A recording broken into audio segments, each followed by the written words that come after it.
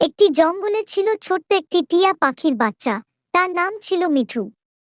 মিঠু খুবই দুষ্টু, সারাদিন মায়ের সঙ্গে খেলা করত আর মজায় মেতে থাকত। কিন্তু একদিন হঠাৎ এক ভয়ানক ঘটনা ঘটল।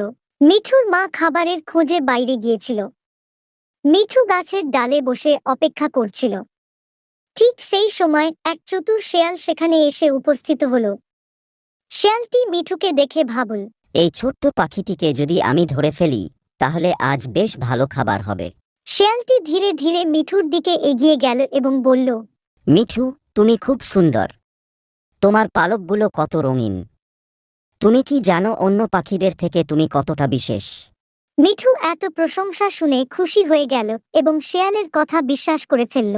আর শেয়ালটি তখন মিষ্টি স্বরে বলল, আমি একটি গাছ জানি, সেই গাছের ফল খেলে তোমার পালক আরো সুন্দর হয়ে উঠবে। তুমি চাইলে আমি তোমাকে নিয়ে যেতে পারি। মিঠু কৌতূহলী হয়ে শেয়ালকে জিজ্ঞেস করল, কোথায় পাওয়া যায় সেই গাছের ফল?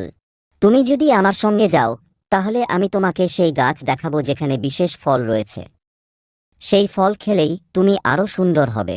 মিঠু শেয়ালের প্রলোভনে পড়ে তার সঙ্গে যেতে রাজি হল। শেয়াল তখন মিঠুকে নিয়ে তার গুহার দিকে যেতে লাগল। কিন্তু ওই পথেই মিঠুর মা ফিরে আসছিল এবং দূর থেকে দেখতে পেল তার বাচ্চাকে শেয়াল নিয়ে যাচ্ছে। মা পাখি খুব ভয় পেল এবং দ্রুত শেয়ালের ওপর আক্রমণ করে আটকে দিল। আর শেয়াল তখন ওখান থেকে ভয়ে পালিয়ে গেল।